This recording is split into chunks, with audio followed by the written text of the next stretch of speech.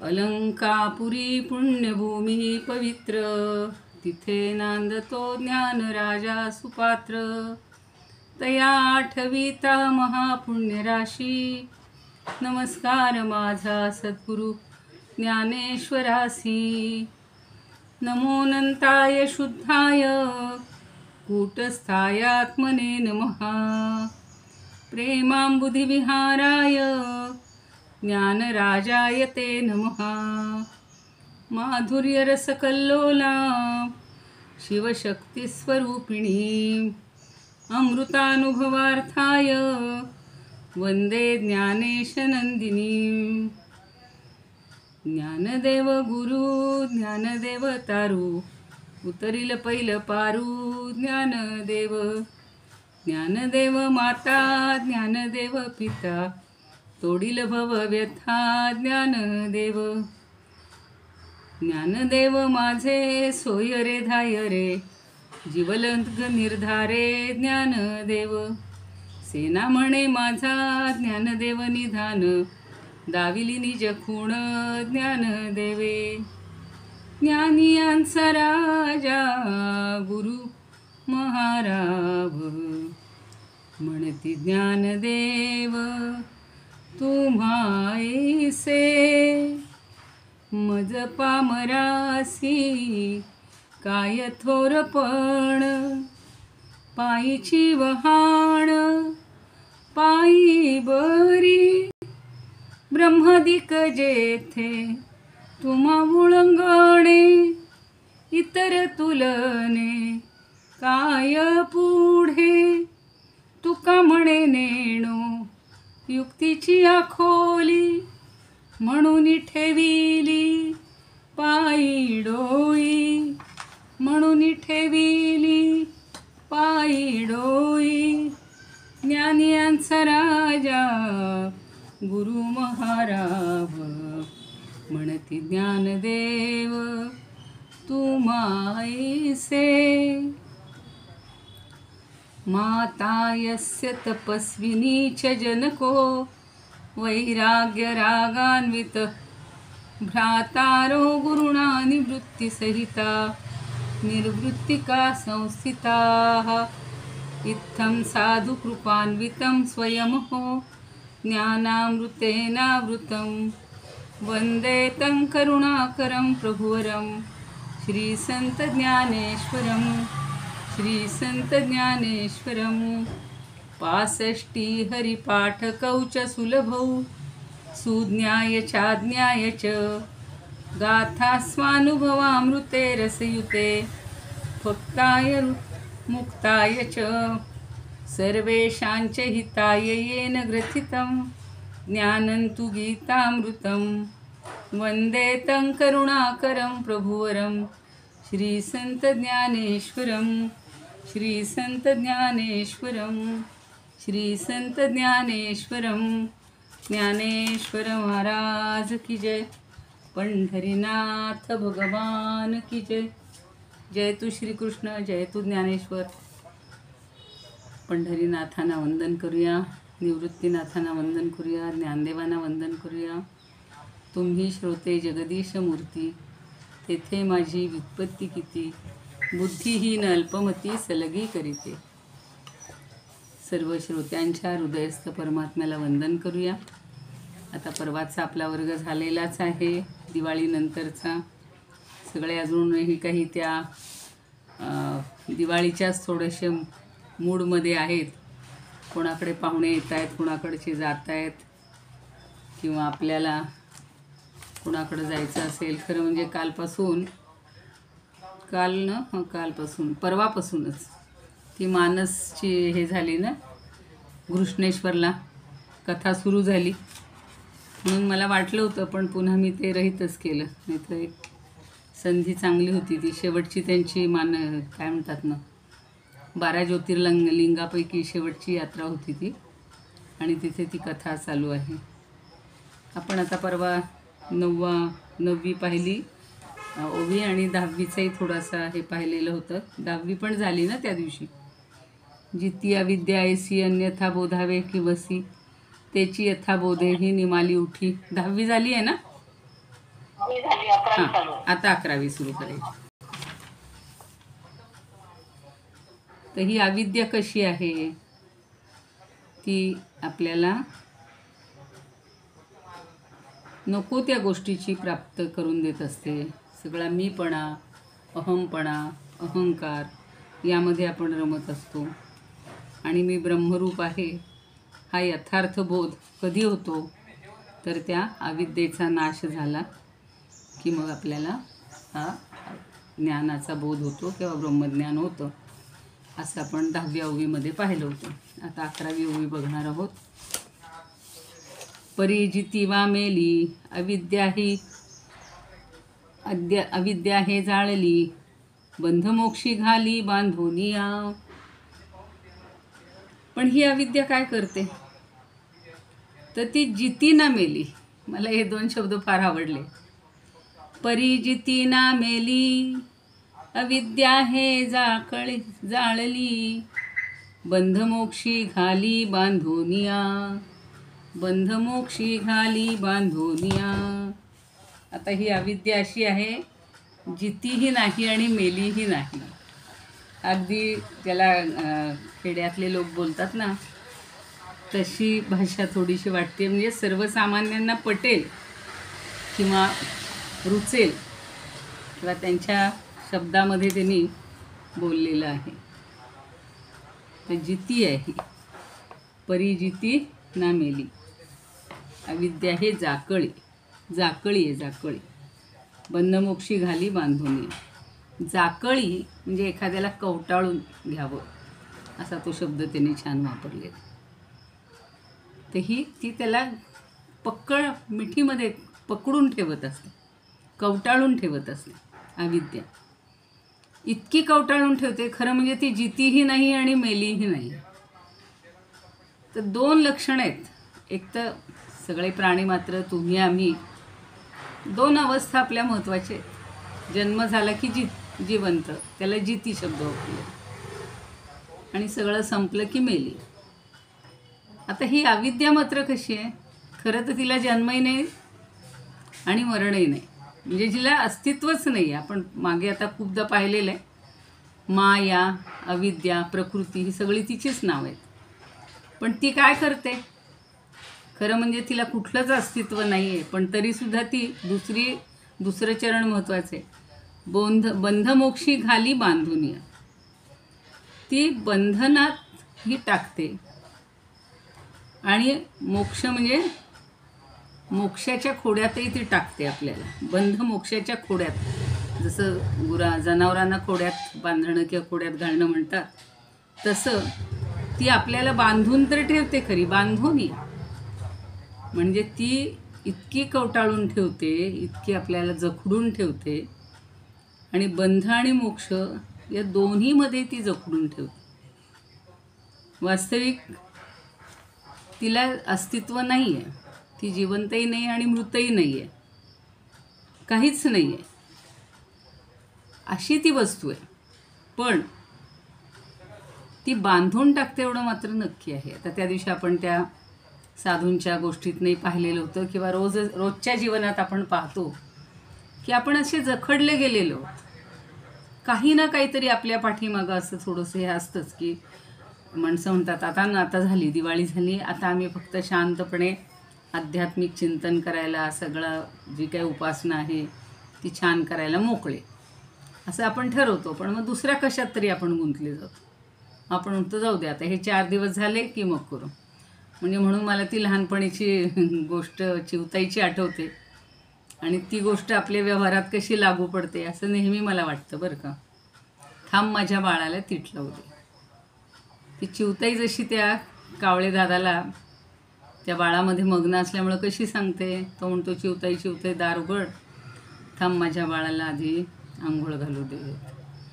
बरं, चिवताई दार उघड, थांब माझ्या बाळाला कपडे घालू दे. चिवताई दार उघड, थांब माझ्या बाळाला आता तीटपाव करू देत. बरं, ते सगळं झालं. मग आता जरा त्याला खाऊ पिऊ घालू देत, मग तर आता त्याला झोपू देत. म्हणजे हे संसारात आपलं, म्हणून ते जसं चिवताईचं आहे ना, तसं मला नेहमी वाटतं की आपण नेहमी म्हणतो आता जरा आमचं हे होऊ दे, मग आम्ही ते करू. हे होऊ देत मग ते करू. नोकरीला असलं की आपण म्हणतो आता रिटायर होऊ देत मग आता आम्ही करू. असा कधीच वेळ मिळत नसतो. कारण ही जी प्रकृती आहे, ही जी अविद्या आहे, ही आपल्याला अशीच जखडून ठेवत असते. म्हणजे ती जिवंत असो की मेलेली असो, पण बंधन हे करतेच.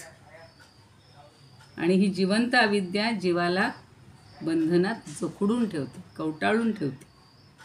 आणि मेलेली जी आहे ती त्याला अडकवून ठेवते, अडकवून टाकते. आणि यावरून सिद्ध काय होतं की मोक्षाला काही आपल्याला संधी मिळत नाही. पण मोक्ष हे सुद्धा अविद्येचंच एक कार्य आहे आणि तोही बंधच आहे असं या ओवीत म्हणले. पण पुढच्या ओवीमध्ये मात्र त्यांनी मोक्ष हे कसं बंधही कसं आहे, बंधनही कसं आहे, किंवा हे अविद्या ही जिती आहे का मेली, याच्यासाठी पुढं त्यांनी इतकी सुंदर उदाहरणं दृष्टांत दिलेले आहेत की ते दृष्टांत मला असं वाटतं आधी द्यायला पाहिजे होते. म्हणजे मग हे सगळं आपल्याला जास्त लवकर कळलं असतं. पण ज्ञानदेवांची तशी पद्धत नाही. आधी ते सिद्धांत सांगतात, काहीतरी तत्त्वज्ञान पटवून देतात आणि मग त्याला योग्य असे दृष्टांत छान सांगतात. तर आता पाहायचे की आपल्याला असं शंका येईल कदाचित की हा विद्या मग जिवंत पण म्हणता येत नाही, मृतही म्हणता येत नाही, पण बंधनही करते, म्हणजे अशी ही कशी आहे. तर आपल्याला खरं म्हणजे मोक्षाचा अर्थ काय हो? मुच धातू आहे, म्हणजे मोकळं करणं. त्याच्यावरनं मोक्ष हा शब्द तयार झालेला आहे की बंधनातनं मुक्त करणारा. पण आपल्याला असं जे वाटतं की आता हे आम्ही सगळं मुक्त झालो असं म्हणतो, मग त्याला मोक्ष का म्हटलं? जर मोक्षही जर बंधनात टाकणार असेल तर मग त्याला मोक्ष का म्हटलं बरं, अशी शंका येईल. पण पुढच्या ओवीमध्ये त्याचं सगळं समाधान ते करणार आहेत की तो मोक्ष कसा बंधनात टाकतोय ते. आणि ही अविद्या जिवंत असो की मेलेली असो, आता तिला काहींनी पिशाची का शब्द वापरलेला आहे, म्हणजे भूत प्रेत पिशाची आपण याच्यामध्ये भीमरूपीमध्ये म्हणतो भूत प्रेत संबंध आदी रोगी आदी संबंध. तर तशी ही पिशाची के सारखी पण आहे आणि ती जीवाला अशी जखडून ठेवते, बंधनात टाकते आणि मेल्यावर बांधून मोक्षात घालते. म्हणजे जिवंतपणीचे किंवा आपल्याला काय म्हणू, जागेपणीचे किंवा जिवंतपणीचे जे बंधन आहेत ती सगळी संपतात, पण तरीसुद्धा मोक्षाच्या बंधनातच टाकते असं त्यांनी म्हटलं. आणि आपल्या मनामध्ये सारखं असतं बघा की मी बद्ध आहे, मी बंधनात पडलो आहे. बघा काही जण लग्न लवकर करत नाही, ते म्हणतात कशाला त्या लग्नाची बेडी हा शब्द आपण पूर्वी वाचलेला आहे, नाटकही असायचं त्याच्यात त्या नावाचं, की लग्नाची ती बेडी आहे. जसं आशेचं एक छान श्लोक आहे, तुम्हाला माहिती असेल, आशानाम मनुष्याणाम काचिदाश्चर्य शृंखला बद्धाय या प्रधावंती मुक्तास्तिष्ठन्ति पंगुवत. फार सुंदर आहे आशेचं वर्णन. ते आशा आणि ही अविद्या सारखीच आहेत. आशा नावाची मनुष्याची एक आश्चर्यकारक शृंखला आहे, म्हणजे साखळी आहे, बेडी आहे. पुढची ओळ फार महत्त्वाची, बद्धायया प्रधावंती. तिनं ज्याला बंधनात टाकलंय ते जास्त धावत सुटतात. आणि मुक्तास तिष्ठन्ति पंगुवत, ते मला इथं जास्त वर्णन योग्य वाटते. आणि ती ज्यांना मोकळी करते बरं का, म्हणजे ती ज्या आशेमध्ये जे जखडत नाहीत ते कसे राहतात, मुक्तास तिष्ठन्ति पंगुवत, ते पांगळ्या माणसासारखे राहतात. म्हणजे आशेमध्ये जे बांधले गेलेले आहेत तर ते काय होतात, बद्धायया प्रधावंती. तिनं ज्यांना बांधले ते धावत सुटतात. म्हणजे कसं, माणसाची आशा कधी सुटत नाही. म्हणून पुन्हा म्हणी पण आपल्याकडे छान पडल्यात, आशा सुटत नाही देव भेटत नाही. एकदा आशेच्या मागे लागत राहिलो की एक संपलं की दुसरं, दुसरं संपलं की तिसरं. म्हणजे बद्धायया धावंती. तिनं ज्याला बांधले तो जास्त तिच्या मागे धावत सुटतो. आणि तिनं ज्यांना मुक्त केले ते मात्र पांगळ्यासारखे बसून राहतात. म्हणजे त्यांना काहीच नाही. याचाच अर्थ काय की जे आशा करत नाहीत, जे अविद्येच्या मागं नाहीत, ते जरा शांत असतात. त्यांना एक प्रकारचं मुक्तता मिळते, पण ते सुद्धा एक प्रकारचं बंधनच आहे. म्हणजे ते काहीच करू शकत नाही असं तिथं म्हणायचं. तर वामनराव देशपांडे म्हणतात की ज्ञानदेवांना असे इथे ह्या ओवीतनं असं सांगायचं आहे की ज्ञानानं जिवंत होवो की अविद्येनं मृत हो. ज्ञान झालं की मनुष्य खऱ्या अर्थानं जगू लागतो, खरे जीवन जगतो. पण अविद्येनं तो काय होतोय, मृत झाल्यासारखा होतो. कारण ही जी अविद्या आहे ही कशी आहे, अंधारानं ग्रासलेली आहे, म्हणजेच अज्ञानानं ग्रासलेली आहे, म्हणून ती बंधनकारक असते. आता अविद्येचा उल्लेख काळोख असा केला जातो. या अविद्येचा काळोख संपला की ज्ञानमोक्ष प्राप्त होतो. एकदा ज्ञानाचा मोक्ष प्राप्त झाला की मग तो नाश पावलेल्या अविद्येच्या पायावरच उभा राहतो. आता ती अविद्या संपली, त्यामुळे ती जी नाश पावलेली अविद्या आहे तिच्या पायावर हा मोक्ष उभा राहतो. म्हणजेच पुन्हा एक प्रकारे तो अडकतोच. मगाशी म्हणलं तसं मुक्ता तिष्ठन्ति पंगुवत. आणि बंध मोक्ष हा सुद्धा बंधनालाच कारणीभूत असतो, बंधनकारकच असतो. माणूस मोक्षाच्या मोहजाळात अडकतो. आपल्याला वाटतं आता मुक्त झालो बाबा, या सगळ्यातून मुक्त झालो अशी जाणीव होत असतानाच, किंवा जाणीव होण्याच्या बेतात असतानाच ती जाणीवसुद्धा त्या बंधनातूनच निर्माण झालेली असते. हा जो आत्मा आहे, हा जन्ममोक्ष प्राप्त झालेला आत्मा आहे, त्याला बंधन माहिती नाही आहे. आहे का हो? आत्मा कसा आहे? आत्म्याला कुठलंही बंधन नाही, सगळा त्याच्या तो स्वतंत्र आहे, पूर्ण मुक्त आहे. कारण आपण जन्मापासून खरं तो आत्मा मुक्तच असतो. आता आजच ते सकाळी सारखे महाराज जे सांगतात हे करायचे मानसपूजा, तर त्याच्यामध्ये ते म्हणतात की माझ्या शरीरातला जो प्राण आहे तो हळूहळू आता मुक्त होत आहे या सगळ्या विकारातून, या सगळ्या संकटातून, ह्याच्यातून. अशी सारखी आपण भावना केली तर आपल्याला मोक्ष प्राप्त होतो. तर ज्ञानाच्या कुंपणात हा परमात्मा किंवा आत्मा काही अडकलेला नाही. अज्ञानाचा प्रदेश हा जन्माच्या क्षणापासून त्याला ठाऊकच नाही, त्याला जन्मही नाही, त्याला मृत्यू नाही. आपण मात्र ह्या देहामुळं किंवा या अविद्येमुळं त्याच्यात अडकून पडतो, असं खूप सांगितलेलं आहे. पुन्हा एकदा ओवी बघा, कारण त्या ओवीचा आणि आपण जे काही बोलतो याचा कुठेतरी नातं संबंध राहिला पाहिजे. परिजिती ना मेली, अविद्या हे जाकळी, बंधमोक्षी घाली बांधोनिया. आता हिला काय म्हणले, जिती न मेली.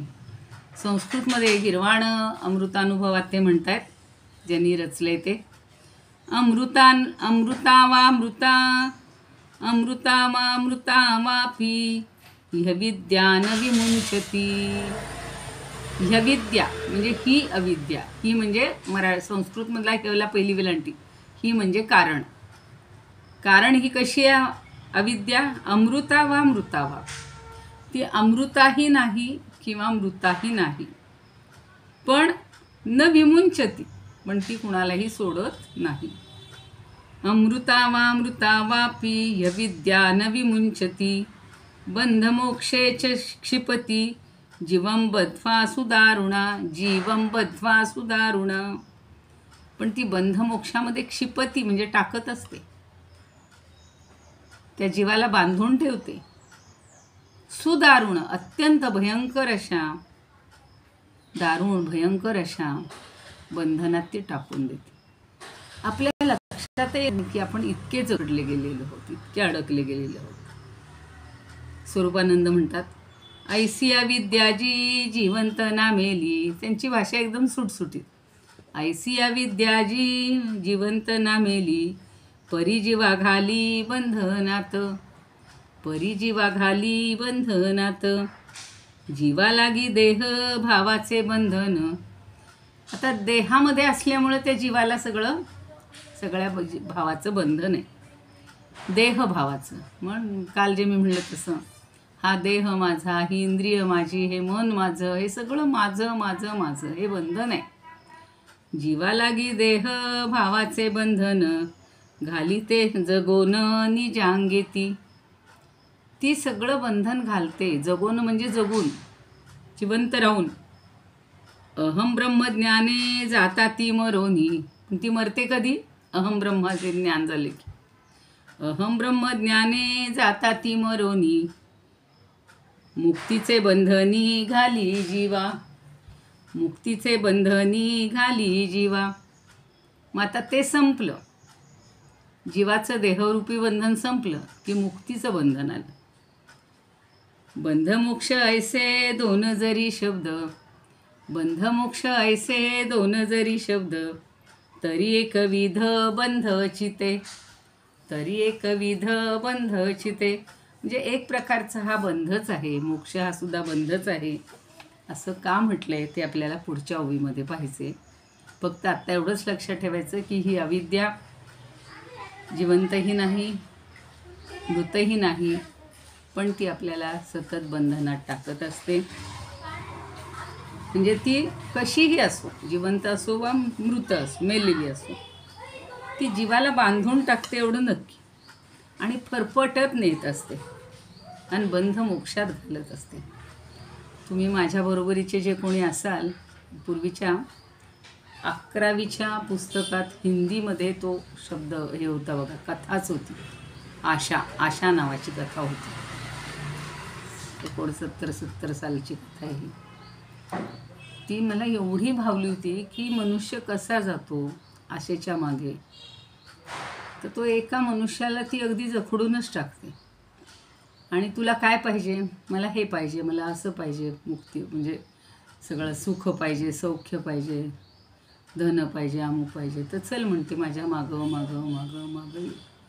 इतकी इतकी इतकी ती नेते त्याला, पार अरण्यातून नेते, वनातून नेते, डोंगरावर नेते, किती तरी तो थकतो चालून चालून चालून, की आशेच्या जीवावर तो पुढे पुढे जातच राहतो. ती पुढे ना मागे, ती पुढे ना मागे. आणि मग शेवटी वर गेल्यानंतर, खूप उंचावर गेल्यानंतर, डोंगरावर म्हणा, पर्वतावर म्हणा, एक मोठं सदन दिसतं किंवा मोठा हॉल असतो, काय असेल, महाल असेल. आणि मग तिथं ती म्हणते पहा आता इथे आतमध्ये पहा. आणि मग तिथे सगळ्यांच्या फक्त मृत व्यक्तींच्या कवट्या तिथं बांधलेल्या होत्या, लावलेल्या होत्या. आता म्हणे तू इथपर्यंत आलेस ना, आता तुझी हीच अवस्था होणार. म्हणजे त्या आशेच्या मागे लागून आपण अक्षरशः जिवंत असून मेल्यासारखी होतो. कारण अजून ती सुटतच नाही ना, आशा सुटत नाही, देव भेटत नाही, तशी त्याची अवस्था होती. किंवा मागं आपण ऐकलेली दुसरी एक गोष्ट आठवत असेल, कुणीतरी पण लावलेला असतो की एक दिवसभरात, राजानंच लावलेला असतो, एका दिवसभरात तुम्ही जेवढं चालाल, जेवढं अंतर पार कराल, तेवढी जमीन तुला मिळेल.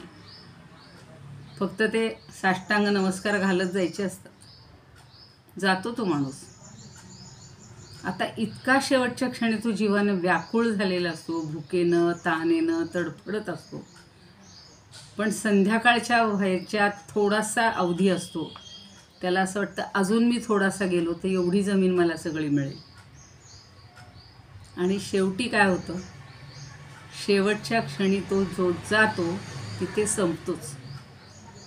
आता त्याला शेवटी जमीन किती लागली असेल, त्याची जेवढी उंची असेल, जेवढी रुंदी असेल तेवढी, 6x2 म्हणा, 6x1 म्हणा. इतकी ती आशा जशी माणसाला बंधनात टाकते, तशीच ही अविद्या पण.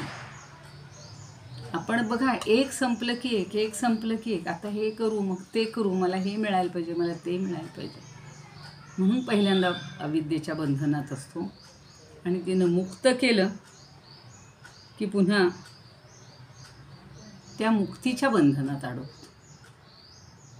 कारण मुक्तीमध्ये सुद्धा अहंभाव आहे, काल परवा आपण पाहिलेलं आहे. डॉक्टर मानसीताई म्हणतात की जिवंतपणी किंवा मेल्यानंतर आत्म्याला झाकळून टाकणारी ही अविद्यारूपी, अगदी भ्रमिष्ठालाच बंधमोक्ष या द्वैताशी बांधून टाकणारी अशी असते. आणि जो तिच्या मागे लागतो किंवा जो तिच्या बंधनात पडतो त्यालाच, आपल्या समोर जरी ते मृगजळ दिसत असलं तरी आपल्याला जर कळलं की हे मृगजळ आहे, तर आपण त्याच्या मागे जाणार नाही. पण हरिण बिचारं धावत सुटतं, किंवा जो तहानलेला मनुष्य आहे त्याला असं वाटतं घोडभर तरी पाणी मिळेल, आणि म्हणून तो जातच राहतो. ते मृगजळ पुढं पुढं जातच राहतं. हे मृगजळ काय किंवा हे सगळं आत्ता सांगितलं तसं आशा काय, या सगळ्या गोष्टी माणसाला किंवा प्रत्येकालाच या बंधनात टाकणाऱ्या असतात. आणि कधीतरी जाणीव होते की अरेच्या हे सगळं व्यर्थ होतं, मगच याच्या मागे धावत सुटलो. तेव्हा मग परमेश्वराचं चिंतन, मग नामस्मरण, मग थोडंसं त्याच्यातून बाहेर पडतो आणि मग तो मोक्षप्राप्ती करतो. किंवा त्याला ज्या वेळेला समजतं की अहम ब्रह्मास्मी, मी ब्रह्म आहे, त्यावेळेला सुद्धा त्या अहमच्या बंधनात पडतो. म्हणजे मी ब्रह्म आहे हे मी तिथलं सुटत नाही, म्हणून तो मोक्षसुद्धा बंधनात टाकणारा आहे, असं ह्या 10व्या ओवीत म्हटलेलं आहे. आता 11व्या ओवीत म्हटलेलं आहे आणि 12वी त्यालाच लागून आहे. मग 13व्यामध्ये मात्र छान दृष्टांत देतात. आता हा मोक्षच कसा बंधन होतो, मोक्षच बंधन कसा होतो हे सांगणारी पुढची ओवी आहे. मोक्षूची बंधू होये तरी मोक्ष शब्द का आहे. आत्ताच प्रश्न पडला ना आपल्याला की मोक्ष कसा बंधनात टाकतो.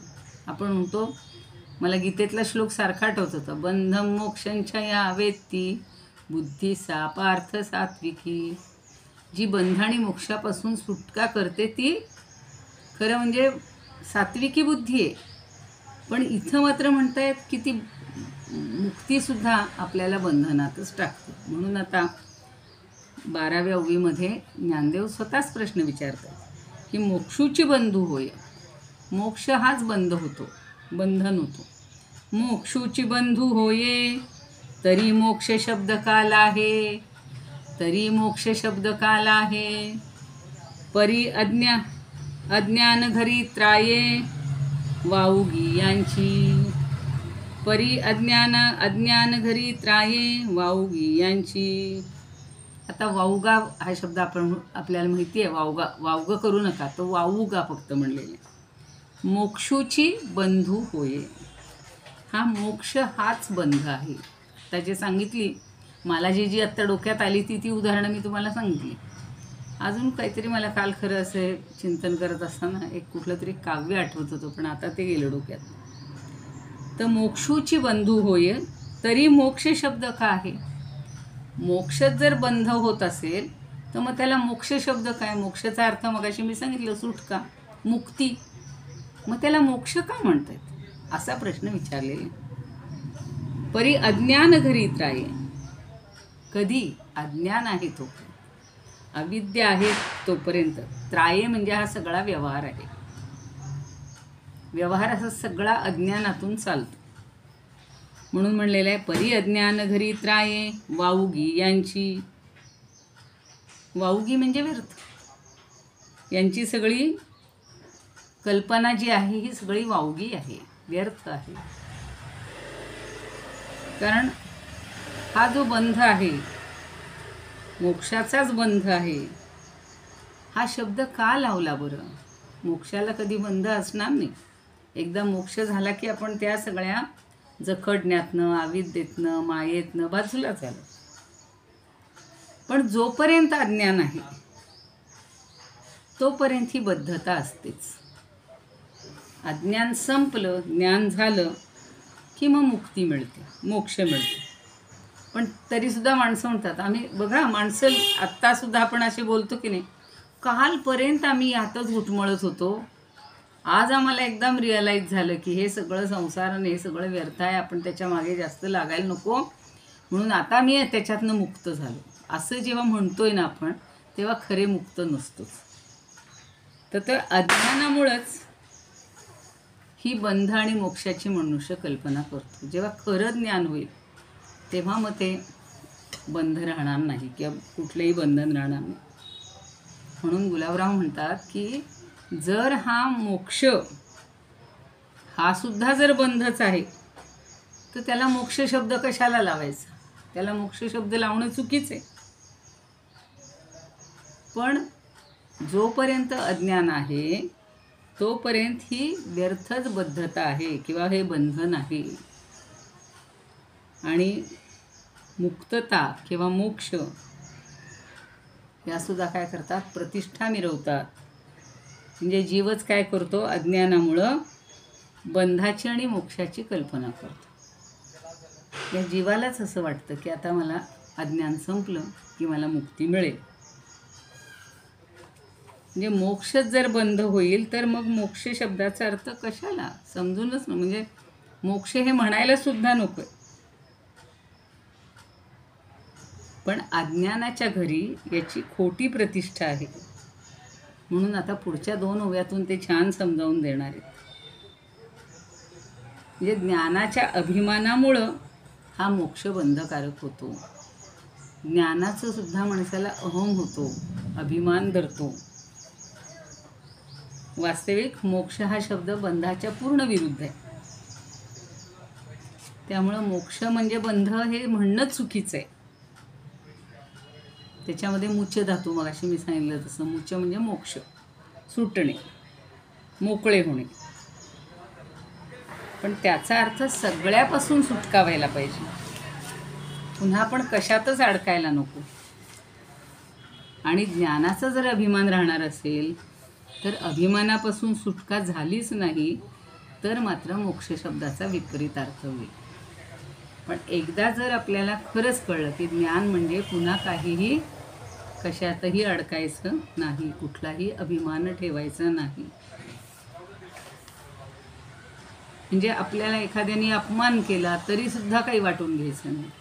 फार कोणी स्तुती केली तरी काही, म्हणून आपल्याला 12वा अध्याय सगळ्यांचा पाठ असतो.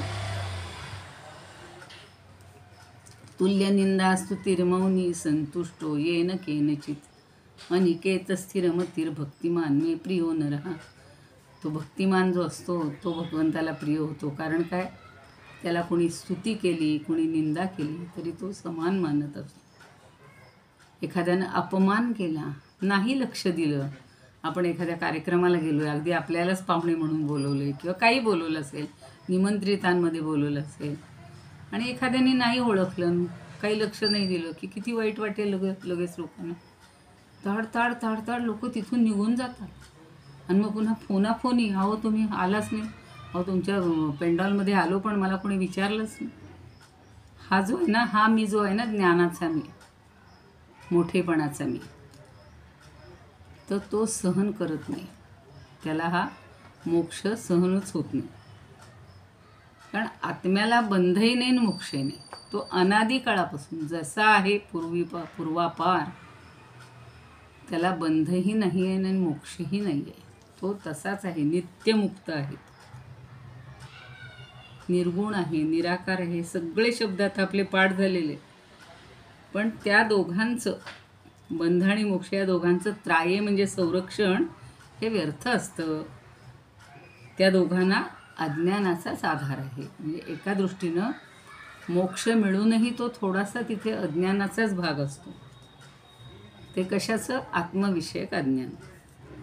आणि तोपर्यंत मोक्षाची, बंध आणि मोक्षाची कल्पना आहे. म्हणजे खरं एकदा मोक्ष मिळाला म्हणजे समजल्यानंतर, जाणीव झाल्यानंतर, वास्तविक तो आत्मा तर मुक्तच आहे ना, तो कधीच बंधनात नव्हता, नसतो, पुढेही नसणार आहे. पण आपण ह्या आत्ता संसारामध्ये, व्यवहारामध्ये अडकून पडलेले असतो.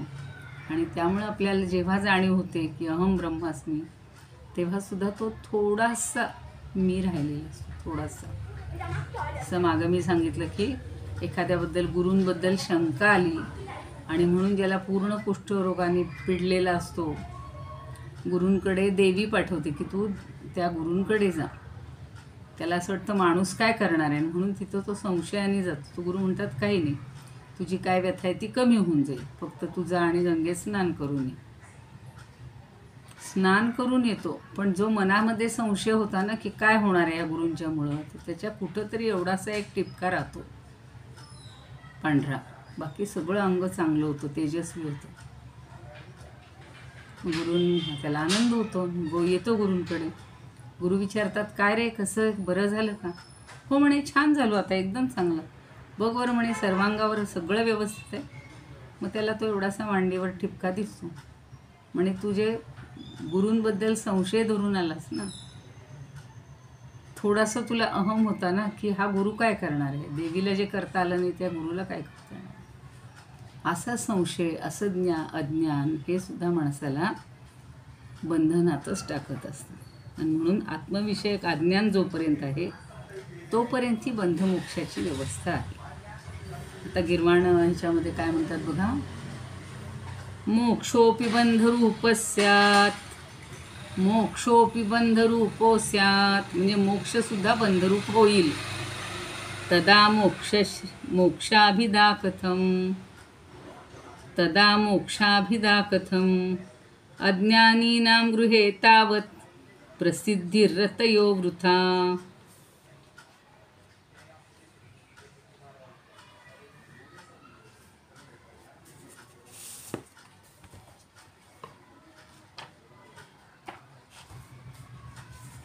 एक मिनिट.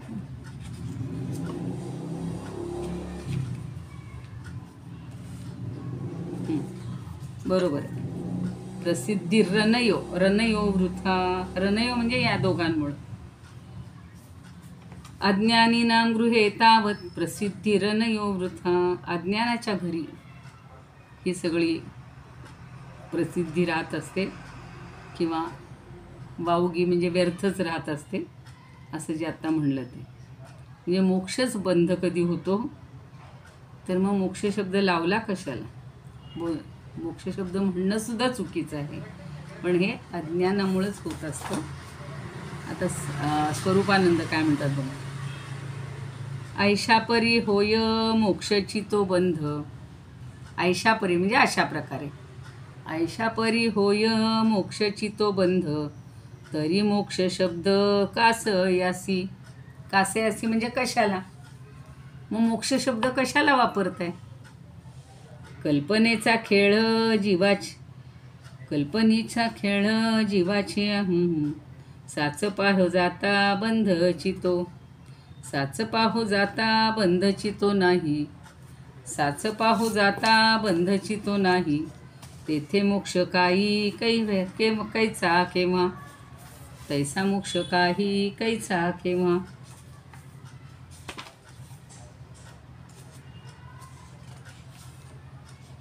ऐशापरी होय मोक्षची तो बंध, तरी मोक्ष शब्द कास यासी. बंध आणि मोक्ष मिथ्याच केवळ, कल्पनेचा खेळ जीवाची या, साच पाहो जाता बंधची तो नाही, तेथे मोक्ष काही कैचा कोणा. साच म्हणजे खरं, खरं पाहायला गेलं तर तो बंध नाही आहे. मोक्ष म्हणजे बंध कधीच असू शकणार नाही, पण तेथे मोक्ष काही कैसा कैस. तर तो मोक्ष कधी होईल मग, जर बंध नसेल तरच मोक्ष होईल. मोक्ष हाच एक बंध ठरला का बरं, तर अज्ञानाच्या घरी, अज्ञानाच्या घरी तो बंध आणि मोक्ष. जसं मी ते वाचत असताना मला सारखं असं वाटत होतं की अज्ञानी मनुष्य आहे, त्याला एखादं बॉक्स भरून दिलं आणि हे जरा सुरक्षित ठेवा. आता त्याला काय माहिती त्यातलं काय कशाचा वापर करायचा आणि काय नाही. आपण हल्ल्या नवीन नवीन वस्तूही आणतात, हे इलेक्ट्रॉनिक्स अमकं धमकं, तर आपल्याला त्याचा वापर कसा करायचा हे माहिती नसेल तर आपण ते अज्ञानासारखं ठेवून देतो. म्हणजे उपयुक्त वस्तूचा सुद्धा आपल्याला वापर करता येत नाही. तसं हे अज्ञानामुळं होतं की त्याचा खरा काय, खरं बंध कशाला म्हणायचं आणि खरा मोक्ष कशाला म्हणायचा, हा अज्ञानामुळे लक्षातच येत नाही. आणि मग आपण ते तसंच चालू ठेवतो, पहिलं जे आहे तेच चालू ठेवतो. ज्ञान झालं तरीसुद्धा आपण म्हणतो चे इतके दिवस जतन केले ना, आता कसं काय हे बाजूला करायचं, अशी अवस्था होते. त्यामुळं ही जी सगळी बोध झाला तरीसुद्धा मनुष्य पुन्हा तो एक प्रकारच्या बंध, कारण त्याला कळतच नाही हा बंध आहे का हा मोक्ष आहे. म्हणजे देहामध्ये वावरणारा आत्मा हा वास्तविक मुक्त असतो, त्या आत्म्याला कुठलंच बंधन नाही. म्हणून आपण वासांसी जीर्णानी श्लोक सारखा म्हणतो, वासांसी जीर्णानी यथा विहाय नवानी गृह्णाती न देही. तो नवीन फक्त देह धारण करत असतो, तो मुक्तच असतो तसा. आणि आपण काय वस्त्र लगेच बदलतो, जरा फाटलं जरा जुनं झालं की ते टाकून देतो. तसा तो आत्मा हा जीर्ण देह किंवा अशुद्ध देह टाकून देतो. खरा तो मुक्तच असतो, तो कधी बंधनात नसतोच, पण अविद्या ही त्याच्या भोवती कुंपण तयार करते. आणि म्हणून म्हणतो की आपण म्हणतो आत्मा मुक्त झाला.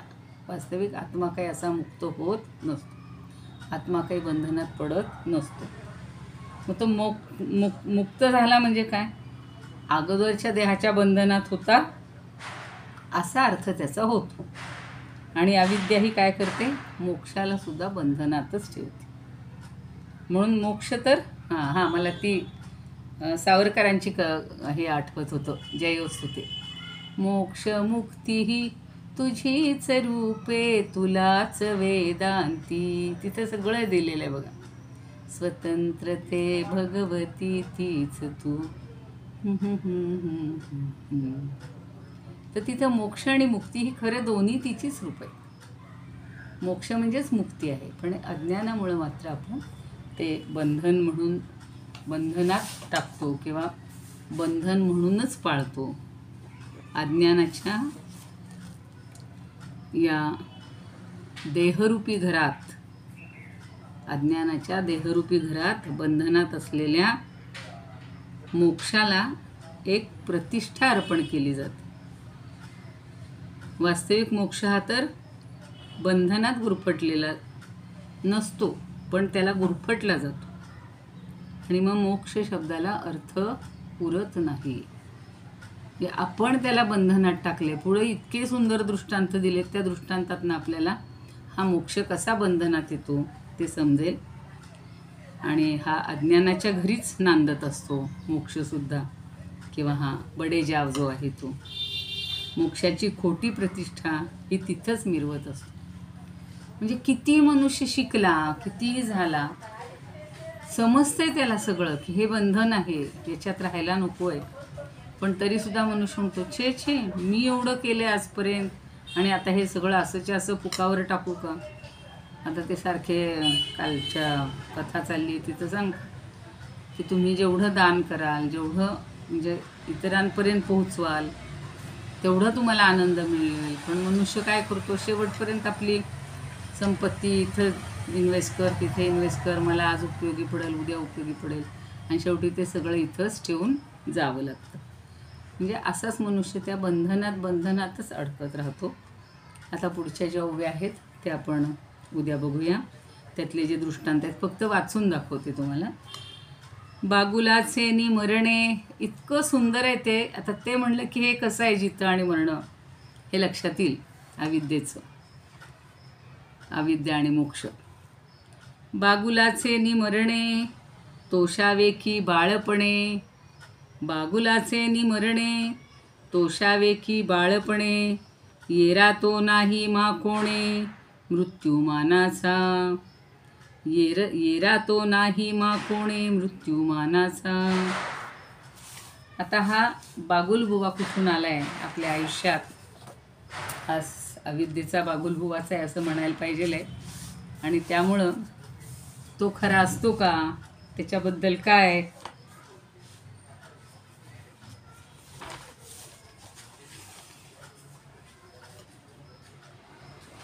आता याच्यावर थोडंसं आत्ताच्या आपली जी पहिली ओवी झाली त्याच्यावर ते सांगितलं म्हणा मी, की जो कधी बद्ध नाही तो मुक्त कसा होणार. आणि अज्ञानाच्या घरी मात्र बंध मोक्ष या दोघांचं त्राय म्हणजे संरक्षण व्यर्थ असतं. काही जण म्हणतात आम्ही आमच्या घरी सगळं सुरक्षित ठेवू, काही काळजी करू नका. अशा पूर्वी गोष्टी आमचे वडील सांगायचे खूप छान छान. किंवा त्या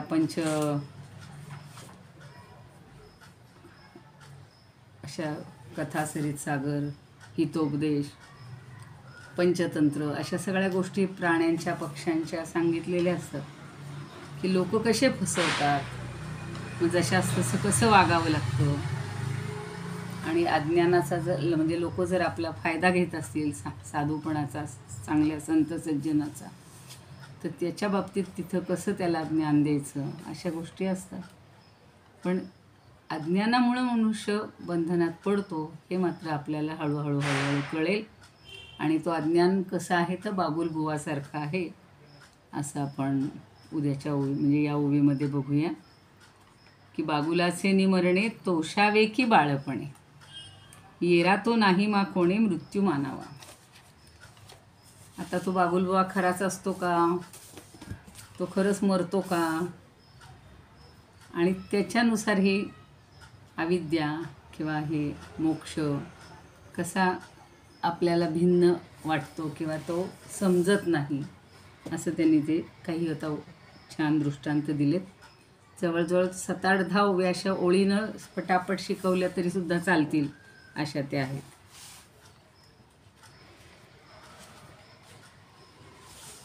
कोणाला काही शंका असेल तर विचारा, नाही तर प्रार्थना घेते. कोणाला म्हणायची आहे का प्रार्थना? पण परवा एक दिवशी छान कोणीतरी म्हणली होती, राजश्री ताई का कोण होत्या त्यांनी. इदमुपकर्तुं भुवनमण्डलं समुदितमिव भास्करं सादरं वन्दे ज्ञानेश्वरम्. त्रिभुवनमाता भगवद्गीता लोकमङ्गला लोकविश्रुता लोकहितं सन्ततं ध्यायता येन ज्ञानेश्वरी विरचिता श्रुत्वा प्राकृतगिरं सादरं वन्दे ज्ञानेश्वरं सादरं वन्दे ज्ञानेश्वरं.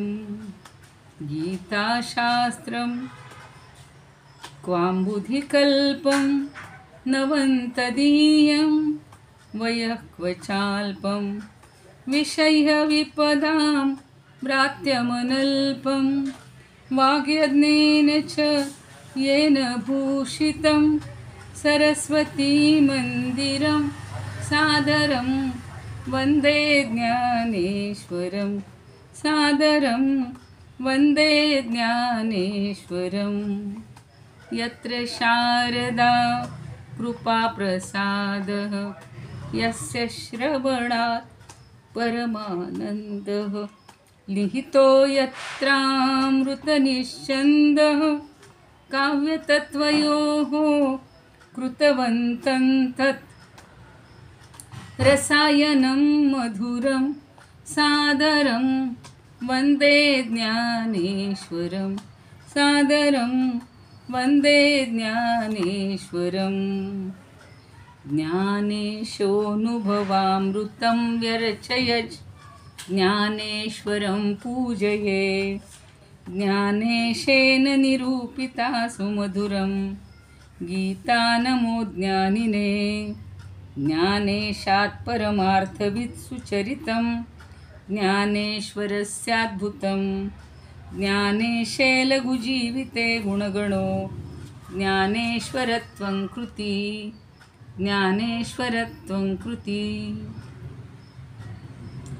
आरती ज्ञानराजा महाकैवल्य तेजा सेविते साधू संत मनुवेधला माझा. आरती ज्ञानराजा लोपले ज्ञान जगी हित निड कोणी अवतार पांडुरंग नाव ठेविले ज्ञानी.